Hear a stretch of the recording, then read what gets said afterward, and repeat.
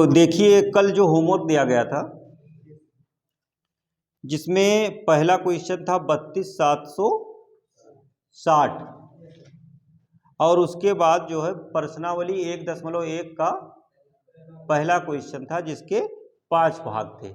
ठीक है, इनके अभाज्य गुणनखंड ज्ञात करके इनको गुणनफल के रूप में लिखना था, जिसमें पहला 32,760 इसके जो अभाज्य गुणनखंड हैं वो है 2 की घात 3 गुणा 5 गुणा 3 की घात 2 गुणा 7 गुणा 13, यही तो है। अच्छा, तो एक मिनट ये बताओ कि कोई इसमें ऐसा है जिसने ना किया हो? नहीं किए हो? क्या हुआ? नहीं आए थे। और कौन? और सभी ने कर लिया है। अच्छा, फिर भी इसे मैं 5 मिनट में एक बार बता दे रहा हूँ सारे क्वेश्चनों को। ठीक है, जैसे इसमें 32 पहला क्या है? 32,760 2 से काटो, 2 एक कम 2, 2 छक 12, 2 तिया 6, 2 8, 2 से काटो, 2 8 16, 2 एक कम 2, 2 9 18, 0 ऐसे आ जाएगा। अब ये 2 से अभी भी कटेगा, 2 चौक 8।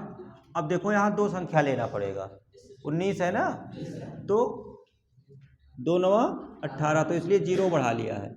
और उसके बाद में 1 बच गया तो ये इधर गया, 10 हो गया, 2 पंचे 10। अब ये तो 2 से कटेगा नहीं, अब ये 3 से कट सकता है या 5 से, तो 3 से भी नहीं कटेगा। देखो 3 एक कम 3 और ये 10 हो जाएगा, 1 बच गया तो 3 त्रिक 9, फिर ये 19 कटेगा ही नहीं 3 से। 3 बचे 3 छक 18, नहीं कट तो रहा है 3 से, 3 से कट रहा है तो 3 से काटो, 3 एक कम 3, बाकी बचा 1, ये 0 है तो 10 हो गया, 3 त्रिक 9, और फिर उसके बाद में 1 बचा 19 हो गया, 3 छक 18, 1 बचा 15 हो गया, 3 बचे 15, फिर उसके बाद ये 3 से, हाँ 3 से कट रहा है, 3 चौक, बाकी बचा 1 16 हो गया, 3 पचे 15 और 1 बचा फिर से 3 पचे 15। क्या अब भी ये 3 से कटेगा? नहीं, 3 एक कम 3, 3 पचे 15, अब नहीं कट रहा है तो 5 से कटेगा, 5 एक कम 5, और उसके बाद सॉरी, अच्छा 5 9 45, 5 एक कम 5, अब ये 91 आ गया। अब ये 5 से भी नहीं कटेगा, इसके आगे 7 7 7 से कट जाएगा, 7 7 एक कम, बाकी बचा 2, तो 21 हो गया, 7 त्रिक, फिर 13 से काट दो, आया। तो 32,760 इसका जो अभाज्य गुणनखंड आया है 2 गुणे 2 गुणे 2 गुणे 3 गुणे 3 गुणे 5 गुणे 7 गुणे 13, तो 2 कितनी बार आया? 3 बार, तो 2 की घात 3 हो गया, 3 2 बार आया है, 3 की घात 5 गुणा 7, ठीक है। अच्छा, अब इसके बाद में जो प्रश्नावली 1.1 है एनसीईआरटी की, उसका हमने पहला क्वेश्चन दिया था जिसमें पहला था 140। अब इसको करो, 2 सते, फिर 2 से काटो, 2 तिया 6, 2 पंचे 10, अब ये इसके बाद 5 से 5 सते 7 एक कम, तो 140 बराबर 2 गुणे 2 गुणे 5 गुणा 7, ये आ गया। अब 2 की घात, सॉरी 2 की घात 2 गुणा 5 गुणा, ऐसे लिख दीजिए। और इसका जो दूसरा था वो कितना है? कितना?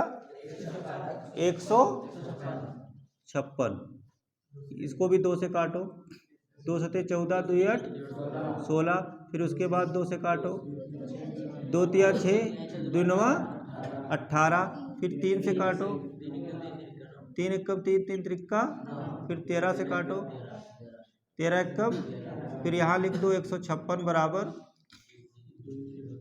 2 गुणे 2 गुणे 3 गुणे 13, तो 2 की घात 2, 2 बार है ना, तो गुणे 3 गुणे 13, ये हो गया।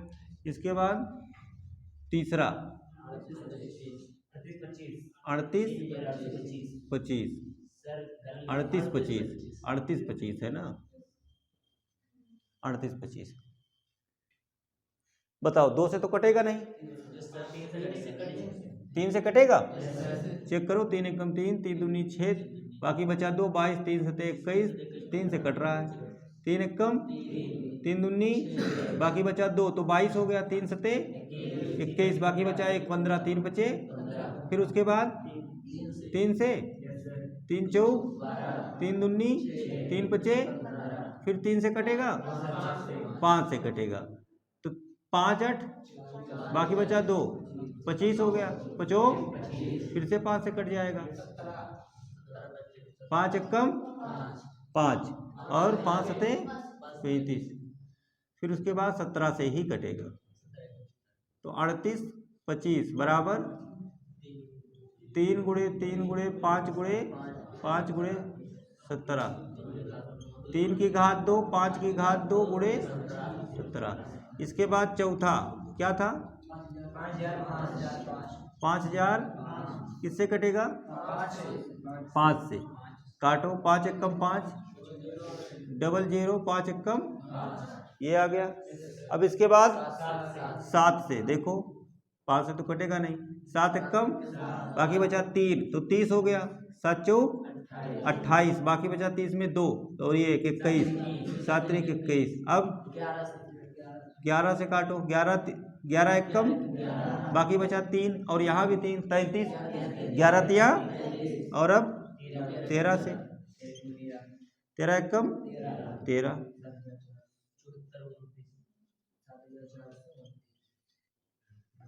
5005 बराबर 5 गुणे 7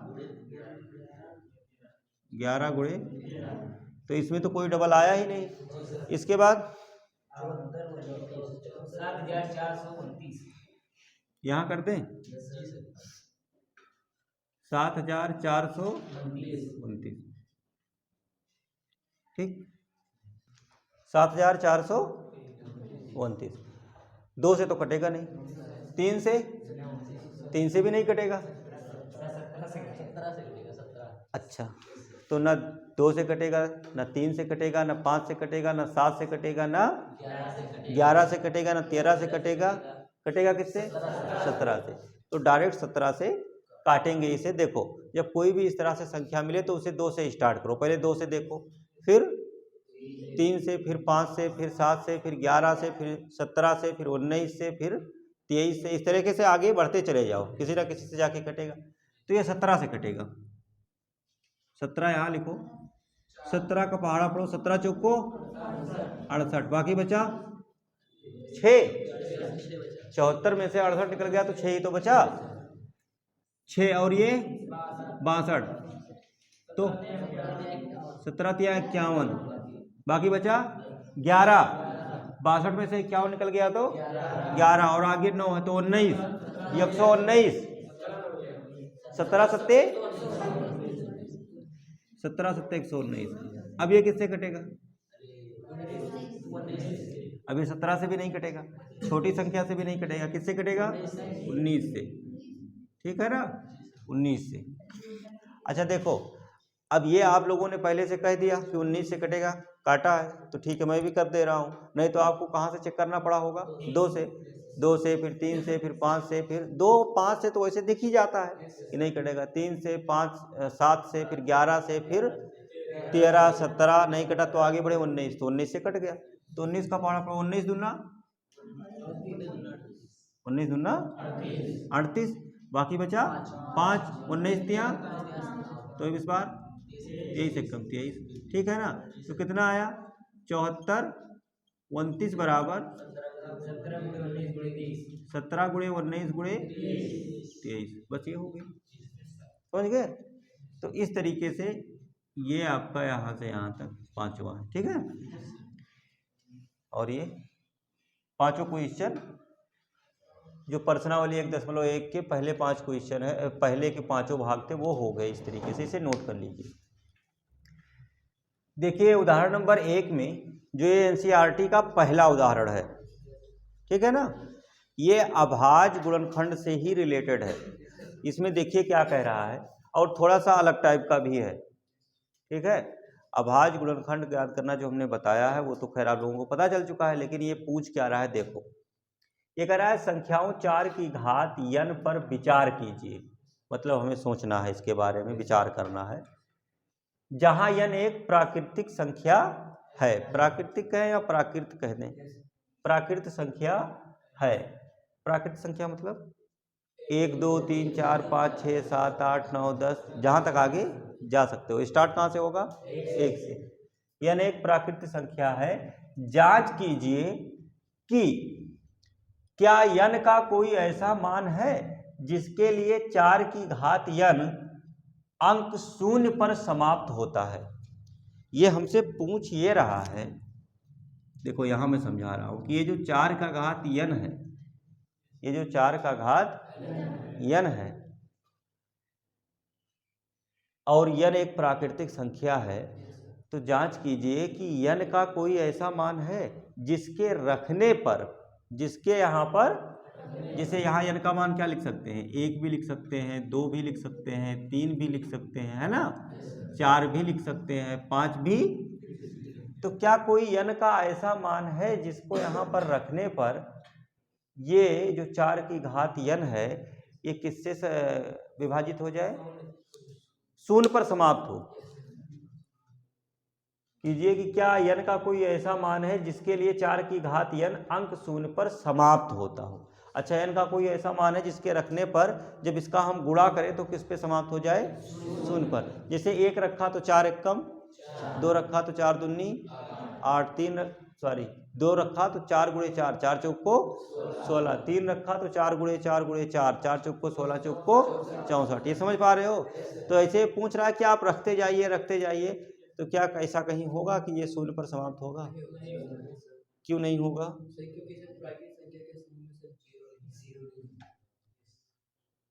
नहीं, वो तुम लोग नहीं समझ पाए भी।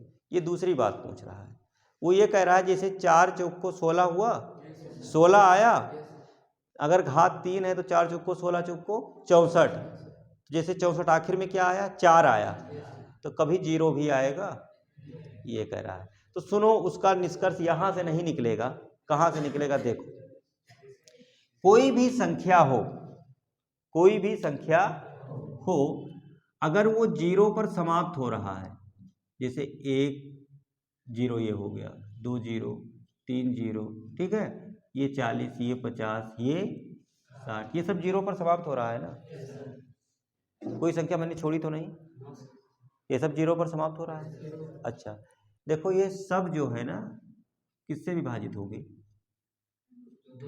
ना, 5 से विभाजित होंगे। जिन लोगों के मन में डाउट आया होगा कि 0 पर अगर समाप्त होगा, 0 पर अगर समाप्त होगा तो 2 से भी तो विभाजित हो जाएगा, कहीं भी 0 पर समाप्त होगा तो 2 से भी तो कट जाएगा,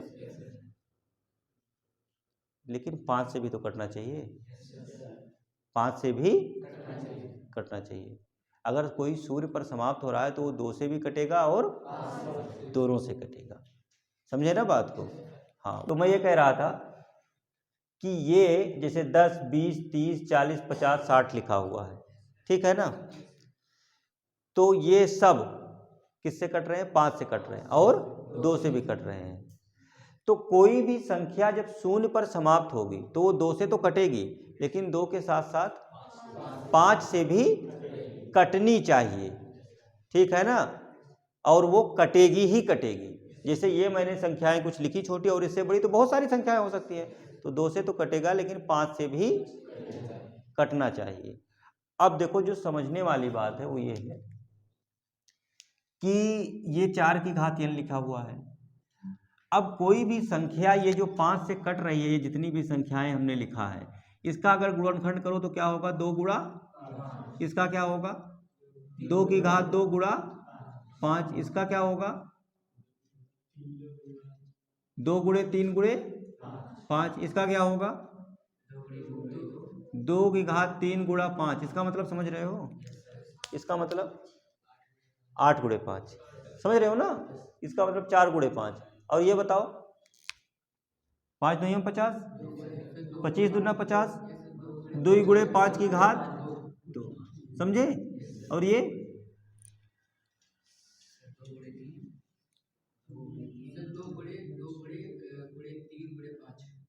कि ये सब शून्य पर समाप्त हो रहे थे, शून्य पर समाप्त हो रहे थे ना, तो इन सबके अभाज्य गुणनखंड में देखो 5 आ रहा है, आ रहा है कि नहीं आ रहा है? आ रहा है ना, ये आ रहा है, सब में आ रहा है।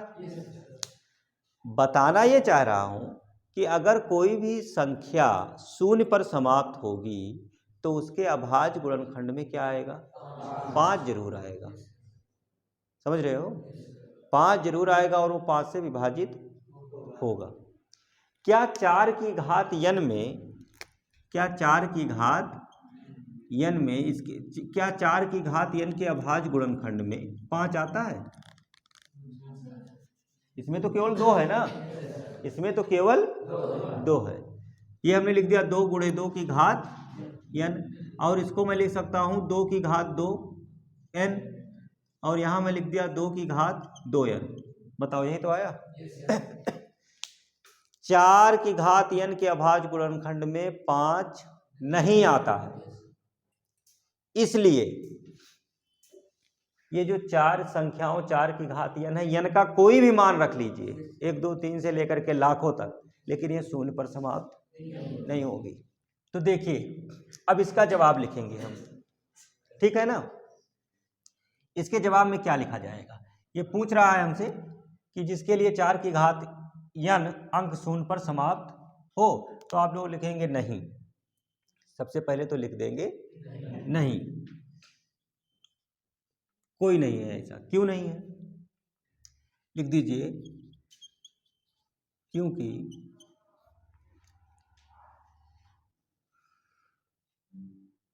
4 की घात n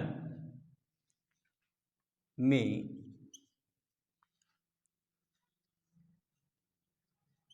यदि कोई संख्या शून्य पर समाप्त होगी तो वो 5 से विभाज्य होगी, लेकिन इसके लिए 4 की घात n के अभाज्य गुणनखंड में क्या होना चाहिए? 5 होना चाहिए, ठीक है? लेकिन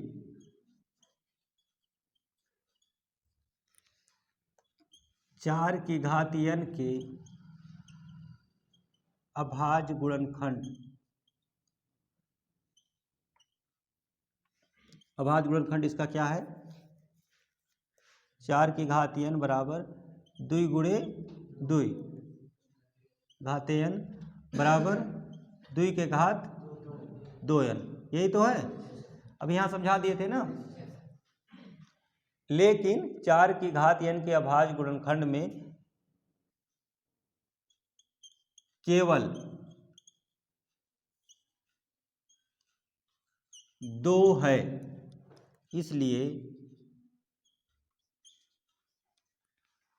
इसलिए अब ये जो आपसे पूछा गया था कि जिसके लिए 4 की घात n अंक शून्य पर समाप्त होगा, तो इसलिए ये शून्य पर समाप्त नहीं होगा, क्योंकि 4 की घात n में यदि कोई संख्या शून्य पर समाप्त होगी तो वो 5 से विभाज्य होगी। शून्य पर समाप्त होगी तो वो 5 से विभाज्य होगी। ये तो होगी, बात सबको समझ में आती है ना, विभाज्य होगी। लेकिन इसके लिए जरूरी है कि 4 की घात n के अभाज्य गुणनखंड में 5 होना चाहिए। लेकिन हम जानते हैं कि 4 की घात n के अभाज्य गुणनखंड में ये देखो केवल अभाज्य गुणनखंड क्या है? 2 है। समझे बात को? इसको चाहो तो इतना ब्रैकेट कर में बंद कर दो, ये अपने समझने के लिए है। 4 की घात n के अभाज्य गुणनखंड में क्या है? केवल 2 है। अभाज्य गुणनखंड में केवल 2 आता है, 5 नहीं आता है। इसलिए संख्या 4 की घात n शून्य पर समाप्त, किसी भी n के लिए शून्य पर समाप्त नहीं होगी। इसलिए 4 की घात n किसी भी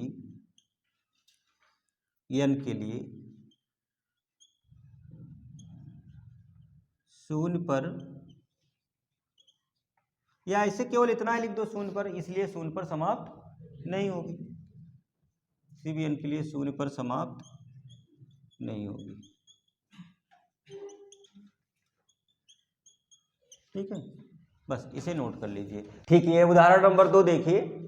उदाहरण नंबर 2 में हमसे कहा जा रहा है संख्याओं 6 और 20 के अभाज्य गुणनखंडन विधि से HCF और LCM ज्ञात कीजिए। तो यहाँ पर आपको एक दिया गया है 6, तो इसका अभाज्य गुणनखंड ज्ञात कर लीजिए। अभी आप लोगों को अभाज्य गुणनखंड ज्ञात करना बता चुके हैं, बहुत आसान है। इसको काटिए सबसे पहले 2 से, 2 तिया, फिर उसके बाद 3 एकम 3, तो 6 बराबर 2 गुणे 3। दूसरा 20 दिया गया है, इसके भी अभाज्य गुणनखंड ज्ञात करिए। 2 से काटिए, 2 एकम 2, 10 हो गया, फिर 2 से काटिए, 5 हो गया, फिर 5 से काटिए, 1 हो गया, तो 20 बराबर 2 गुणे 2 गुणे 5। अब यहाँ पर आपको LCM और HCF लिखना है। ठीक है, कह रहा है HCF और LCM ज्ञात कीजिए। तो देखो, चाहे लिखो 6 और 20 का HCF, ठीक है, और चाहे लिख दो इसको, चाहे ऐसे लिख दो, नहीं, HCF लिख के ब्रैकेट में लिख दो 6,20, तो दोनों का मतलब एक ही है। चाहे लिखो 6 और 20 का HCF और चाहे लिखो HCF ब्रैकेट में 6,20, तो इसका मतलब क्या हुआ? इसका मतलब क्या हुआ? 6 और 20 का HCF। देखो आगे आप लोगों को ऐसे भी क्वेश्चन मिलेगा जहां पर ऐसे लिखा रहेगा ब्रैकेट में 6,20, कुछ भी कोई संख्या लिखी रहेगी, बाहर HCF लिखा, तो इसका मतलब होगा कि इन दोनों संख्याओं का HCF। तो दोनों ये आपको पता होना चाहिए। ठीक, बाकी ये तो हिंदी में लिखा है, ये 6 और 20 का HCF। HCF मतलब हाईएस्ट कॉमन फैक्टर, ठीक है ना, और हिंदी में महत्तम समापवर्तक। तो देखिए HCF लिखेंगे कैसे, अब इसको यहां से, ये पहला क्वेश्चन है LCM और HCF का, तो ये समझ लेना। HCF यहां देखिए 2 और 3 है, ठीक है ना, और यहां 2 2 5 है। तो HCF वो होता है चाहे 2 संख्याओं का या 3 संख्याओं का या 4 संख्याओं का HCF आपको ज्ञात करना है। तो HCF वो होगा जो सभी में उभयनिष्ठ हो, अर्थात सभी में कॉमन हो, अर्थात सभी संख्याओं के अभाज्य गुणनखंडन में उपस्थित हो। ठीक है, तो इसमें 2 है और इसमें भी 2 है, ठीक है ना। बताओ इन दोनों में 2 है या नहीं है? एक ये मैं काले से लिख रहा हूं, ये 2 और ये 2, ठीक है। अच्छा, उसके बाद तो 1 2 तो आ गया, ठीक है, यहां मैं लिख दूं आगे, चलो यहीं लिख दे रहा हूं, 2 लिख दिया, ठीक है ना। HCF कितना है? नहीं, बराबर लगा के यहीं सामने लिखता हूं। देखो फिर से बता रहा हूं एक बात, चाहे आप इसे लिखिएगा और चाहे इसे, दोनों नहीं लिखना है, मैंने इसलिए बता दिया है, ठीक है, ताकि आप लोग जाने। ये ना करना कि इसके बाद ये लिखो फिर ये लिखो, उसका कोई मतलब नहीं है। ठीक, तो 2 2 कॉमन हो गया। यहां 3 है, क्या यहां भी 3 है? नहीं है, तो 3 तो कॉमन। यहां एक और 2 बचा है, लेकिन यहां इसका जोड़ा कोई है नहीं, तो जो एक था वो हमने लिख दिया। क्या दूसरा कोई कॉमन दिख रहा है? नहीं दिख रहा है ना, तो हो गया। ठीक है, अब इसके बाद HCF हो गया, 6 और 20 का HCF कितना आया? 2 आया, बस। ठीक है, अच्छा HCF का मतलब थोड़ा सा अपनी भाषा में समझ लीजिए क्या होता है। जैसे 6 और 20 का HCF हमने निकाला 2, तो ये 2 क्या है? 2 वो बड़ी से बड़ी संख्या है, 2 वो बड़ी से बड़ी संख्या है जो 6 और 20 को पूर्ण रूप से विभाजित कर देगी। 2 का अगर पहाड़ा पढ़ो तो 6 भी आ जाएगा और 20 भी आ जाएगा। तो HCF का मतलब ये होता है। ठीक,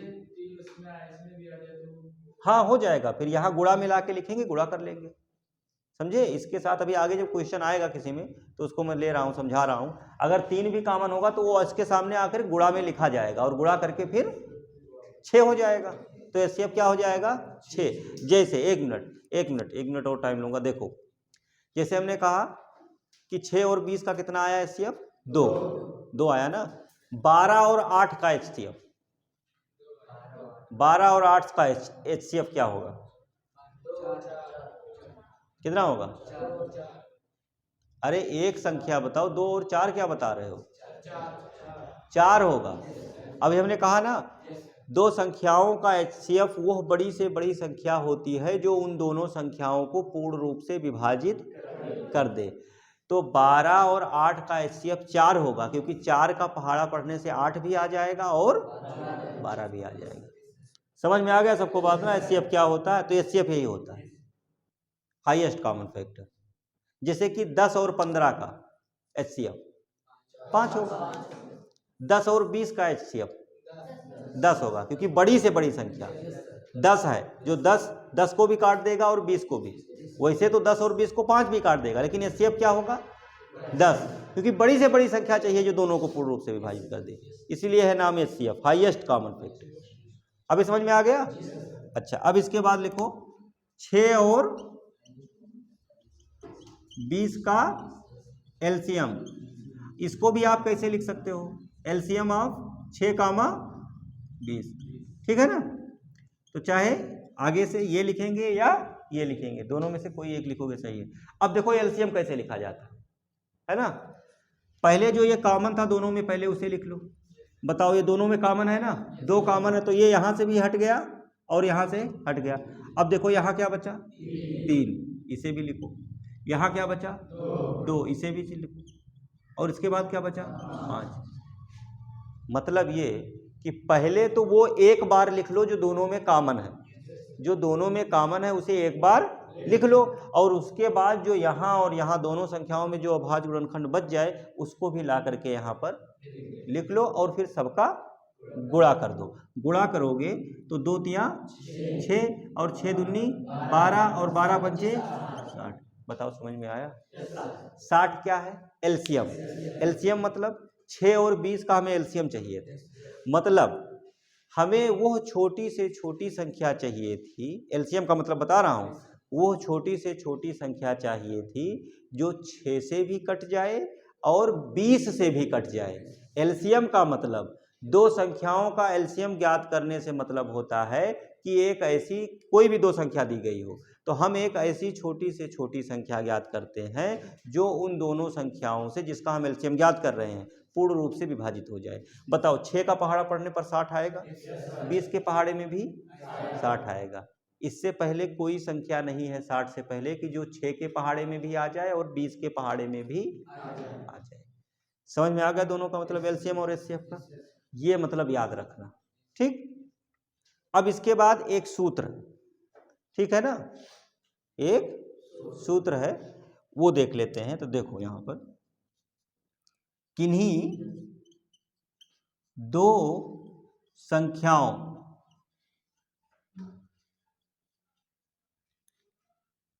A तथा B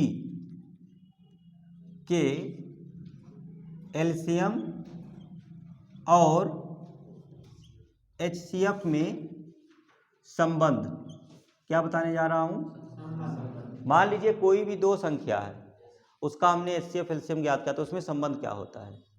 तो संबंध ये होता है कि A गुणे B बराबर HCF of A comma B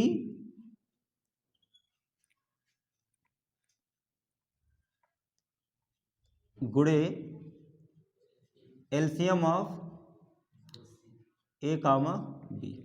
इसका मतलब आप लोग समझ पाए? इसका मतलब ये है कि कोई भी 2 संख्या अगर आपको दिया गया है उसका LCM और HCF ज्ञात कर लीजिए। जब एलसीएम और एचसीएफ ज्ञात करके उनका गुणा करोगे तो जो संख्याओं का गुणनफल है उन्हीं के बराबर आएगा। देखो कैसे, ये यहां से मैं समझाता हूं। देखो ये 6 और 20 हमारे पास संख्याएं थी, तो यहां मैं क्या लिखूंगा, 6 गुणे 20। ए की जगह पर 6, बी की जगह पर 20। कोई भी दो संख्या हो सकती है, तो ए की जगह पर 6, बी की जगह पर 20। तो हमने कर दिया 6 गुणा 20 बराबर। इसका एचसीएफ कितना आया, 2 आया है, 2। एचसीएफ कितना आया, 2। और इसका एलसीएम कितना आया, 60। गुणा करो, 60 दूना और 20 छक्का, बताओ बराबर आया कि नहीं आया। समझ में आया सूत्र का मतलब क्या है। तो किन्हीं भी दो संख्याओं का जो गुणनफल होता है वो बराबर होता है उन संख्याओं के एचसीएफ और एलसीएम के गुणनफल के, और उसको इस तरीके से लिखा जाता है ए गुणा बी बराबर HCF of A comma B गुणा LCM of A comma B. इसका मतलब ए और बी का एचसीएफ, ए और बी का एलसीएम का गुणनफल। अब सुनो, इसका इस्तेमाल कहाँ करेंगे, इसका उपयोग वहां पर होगा, जैसे मान लीजिए कोई दो संख्या आपको दी गई है और दोनों संख्याओं का एचसीएफ दे दिया गया और आपसे कहा गया एलसीएम निकालिए, ठीक है ना। एचसीएफ दे दिया गया और कहा एलसीएम निकालिए, तो दोनों संख्याओं को लिख के गुणा कर देंगे, एचसीएफ लिख देंगे, एलसीएम निकल आएगा। और अगर एलसीएम दिया है तो एचसीएफ निकल आएगा, या एलसीएम एचसीएफ दिया है और दोनों संख्याओं में से कोई एक ही संख्या दी गई है तो एक संख्या निकल जाएगी, निकल जाएगा ना। ये 4 बातें यहाँ लिखी हैं, चारों में से अगर आपको 3 पता होगा तो चौथा निकल जाएगा, क्योंकि ये एक समीकरण बना है, ठीक है ना। और समीकरण की तरह हल कर लेंगे, समझ रहे हो बात को। अच्छा, तो ये हो गया। अब इसके बाद हम देखेंगे उदाहरण नंबर 3, एनसीईआरटी का उदाहरण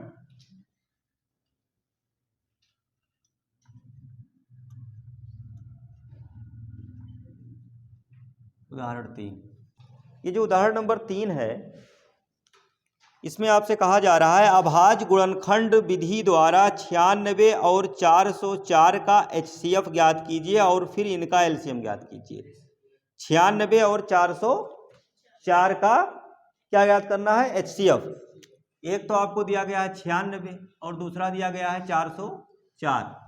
इनका एचसीएफ ज्ञात करना और फिर एलसीएम ज्ञात करना। तो देखो, पहले तो हम इनका एचसीएफ गुणनखंड विधि से ज्ञात कर लेंगे और फिर सूत्र लगा के एलसीएम ज्ञात करेंगे। एलसीएम भी ज्ञात कर सकते हैं ऐसे, लेकिन सूत्र बताया हूं ना, तो सूत्र से करके देखेंगे। देखो ये 96, इसको कैंसिल करो, 2 से काटे, 2 चौक 2 8 16, एक बचा तो 16 हो गया। 2 से काटो, 2 दूना 4, 2 चौक 2 से काटो, 2 एक कम, 2 दूना, फिर 2 से काटो, 2 छक, फिर 2 से काटो 3, फिर 3 से काटो 1। तो 96 बराबर कितना आ गया, 2 गुणे 2 गुणे 2 गुणे 2, 3 और 2 5 गुणे 3, ये हो गया। इतनी बार आया। अच्छा, इसको घात के रूप में लिख देते हैं, तो 2 की घात 5 गुणा 3। इसे काटो, 2 से काटो, 2 दूना 0, 2 दूना 4, ठीक है। इसके बाद 2 से काटो, 2 एक कम 0, 2 एक कम। अब 101 किससे कटेगा, कोई ऐसा है, ये 101 खुद अभाज्य संख्या है, 101 किसी के पहाड़े में नहीं आता, तो ये 101 से ही कटेगा। काटोगे तो 1 आ जाएगा, समझे। तो यहां पर हम 404 बराबर 2 गुणे 2 गुणे 101 लिख देंगे, तो 2 की घात 2 गुणे, समझ में आया इतना। अब सुनो, यहां मैं लिखने जा रहा हूं, अब सबसे पहले क्या लिखूंगा,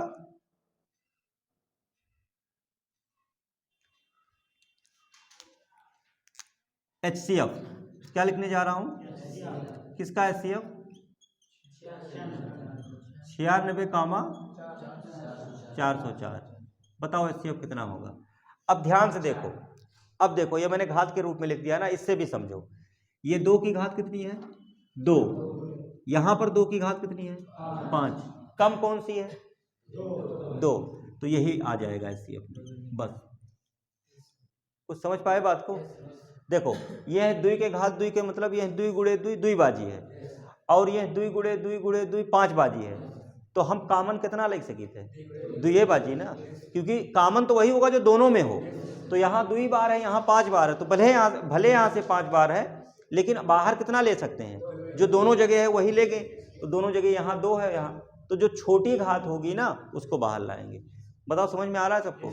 अगर तुम इसे ऐसे भी करोगे कि मान लो यहाँ पर क्या लिखा है, मान लो यहाँ पर क्या लिखा हुआ है, जैसे एक बार लिख लो, पहले 2 लिख लो, जैसे यहाँ से समझो, मान लो जैसे कि ये 2 है और यहाँ भी 2 है, तो पहले 2 लिख लिए, है ना, फिर यहाँ भी 2 है, यहाँ भी 2 है, एक और 2 है तो ये भी लिख लिए, है ना। उसके बाद यहाँ तो 2 है लेकिन वहाँ 2 और 2 है, 3 है लेकिन वहाँ 3 नहीं है, यहाँ 101 है तो यहाँ 101 नहीं है, तो अब कोई कॉमन नहीं है ना, तो इसको आप किस रूप में लिख सकते हैं, 2 की घात 2 के रूप में लिख सकते हैं, या इसको ऐसे 4 लिख सकते हैं ना। तो ये देखो 2 की घात 2 लिखा और बराबर 2 गुणे 2 बराबर 4, 2 गुणे 2, इसको फिर ऐसे लिख सकते हैं। तो कहने का मतलब चाहे ऐसे लिख के फिर ये लिख दो उठा करके यहाँ से, और चाहे ऐसे घात रूप में फिर ला के लिख दो, HCF आ गया। अब इसके बाद हम इसका LCM ज्ञात करेंगे, किससे करेंगे, सूत्र से करेंगे। तो एक बार इसे नोट कर लीजिए इतना, फिर बताते हैं। अब देखिए ये HCF बराबर 4 आ गया, अब हमें इसका LCM ज्ञात करना है। तो देखो ये फार्मूला है, ये तो फार्मूला है, इससे देखो LCM कैसे ज्ञात करेंगे। वैसे यहां से भी इसका LCM, यहां से भी LCM ज्ञात कर सकते हैं। LCM मैं पहले यहां से लिख देता हूं एक बार, LCM 96,404। देखो सबसे पहले चलो ठीक है, 2 गुणे 2 ही लिख लो, ये हो गया 2 गुणे 2, 2 बार लिख दिए। अच्छा अब ये 2 गुणे 2 आ गया, अब बाकी ये 3 बार बचा हुआ है ना, तो ये भी लिख देंगे 2 गुणे, चाहे ऐसे लिख दो, 1 मिनट सुनो, इधर देखो HCF क्या निकला, 2 की घात 2, ऐसे लिख दो। उसके बाद बचा कितना, 2 की घात 3, ये बच गया, और उसके बाद और क्या बचा 3, और यहाँ क्या बचा 101, बस सबका गुणा कर लो, तो 2 दूना और ये 8 और ये 300, 8 चौक 32, और 32 और 303 का गुणा जो करोगे वही आंसर आ जाएगा। और 32 और 303 का जब गुणा करोगे तो ये गुणनफल आएगा 96, कितना आ जाएगा, ठीक है। अब सुनो, अब इसको हम सूत्र से भी करके देखेंगे। ये देखो सूत्र देखो, A गुणे B बराबर HCF of A comma B और गुणे, यही तो है। अच्छा अब हमें LCM चाहिए, LCM ही तो चाहिए, तो LCM किसका, LCM A कामा B का, तो A कामा B बराबर A गुणे B बटा HCF of A comma B, ठीक है। अब चाहे ऐसे लिखो और चाहे यहीं पर मान रख दो तब भी हो जाएगा, ठीक है। बताओ LCM यहां पर लिखूं, किसका LCM चाहिए, 96 कामा 404 बराबर A और B 96 और 400, यही तो है। A का मान 96, B का मान 404, किसी को भी A B मान लो। HCF कितना निकाला, 4 ही तो निकाले हो, HCF 4 निकाले हो ना।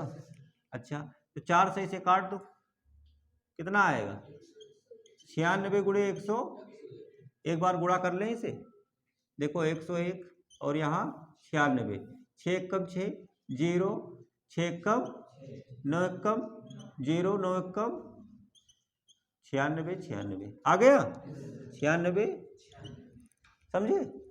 तो हाँ कौन, देखो एक मिनट सुनो मेरी बात सुनो, ये मैंने निकाल दिया LCM और HCF, ठीक है।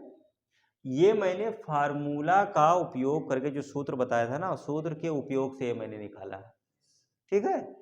तो चाहे आप इसे लिख लीजिए, ठीक है, और चाहे इसे लिख लीजिए, दोनों में से एक लिख लीजिए, सही है, ठीक है। और चाहे ये दोनों लिखने के बाद ये भी लिख लीजिए, आपके समझने के लिए। कोई भी जब क्वेश्चन आपको पेपर में करने के लिए आएगा तो कोई एक विधि लगाओगे ना, ये आपके समझने के लिए है। कोई एक ही करना है, दो विधि से लगाने की थोड़ी जरूरत है एलसीएम ज्ञात करने की, कोई एक विधि, लेकिन आना चाहिए आपको दोनों। तो इसे भी लिख लो समझने के लिए और इसे भी लिख लो, ठीक। जैसे मान लीजिए आपको कहीं ऐसे नंबर दिया रहे और एचसीएफ दिया रहे, एलसीएम निकालना हो तो इस तरीके से लग जाएगा, ठीक है, और नहीं तो इस तरीके से आप लगा सकते हैं अगर संख्या रहेगा तो नोट कर लो। वीडियो चालू कर दिए हैं क्या? आपको उदाहरण नंबर 4 में दिया गया है 6, 72 और 120 और इसका आपको अभाज्य गुणनखंड ज्ञात करना है, ठीक है ना। और अभाज्य गुणनखंड ज्ञात करके एचसीएफ और एलसीएम लिखना है, समझ गए ना।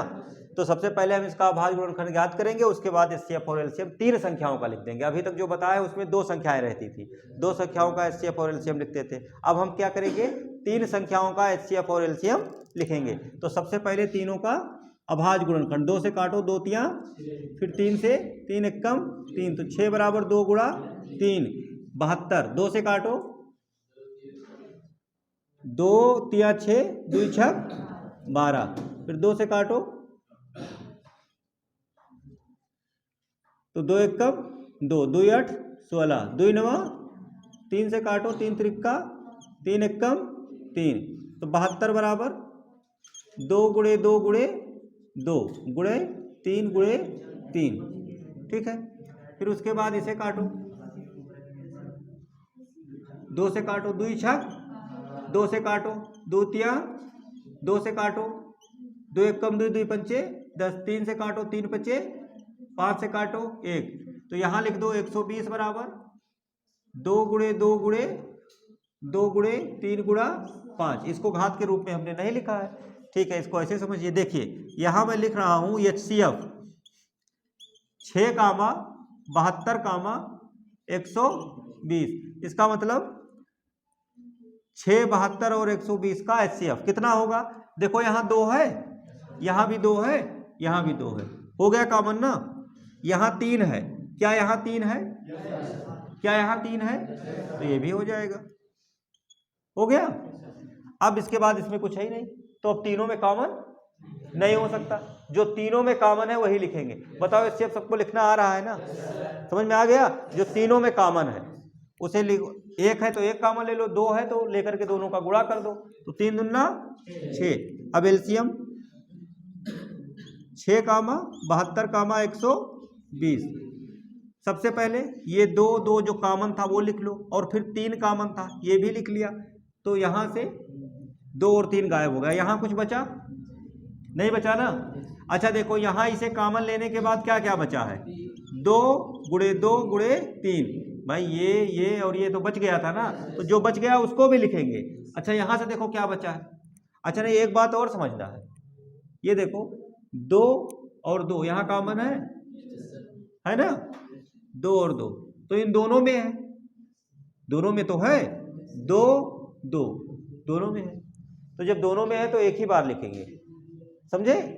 उसके बाद 2 और ये 2 दोनों में है, एक बार लिख दिए। उसके बाद ये जो 3 बचा था ये भी लिख दिए। अब यहाँ क्या बचा, 5, तो ये 5 भी लिख दो। बताओ समझ में आया। जिसे पहले 3 3 में कॉमन देख लिया, जो था वो एचसीएफ हो गया। अब जो 2 में कॉमन है ना उसे भी एक ही बार लिखा जाएगा, जो बच गया वो अंत में लिख दिया जाएगा, ठीक, कोई भी छूटना नहीं चाहिए। 2 तियां 2 दूना 3 पचे 15, 6 चौक गुणे 15, 15 चौक को 60, 15 दूना 30 और 6 36, कितना आया 360। बताओ एलसीएम कितना हो गया 360। समझ में आया। अच्छा एक बात और बता दूं आप लोगों को, अभी इससे पहले आप लोगों ने फार्मूला पढ़ा कि 2 संख्याओं का गुणनफल बराबर एचसीएफ, उन दोनों संख्याओं का एचसीएफ गुणे एलसीएम, लेकिन वो 2 संख्याओं के लिए ही मान्य है, 3 संख्याओं के लिए मान्य नहीं है।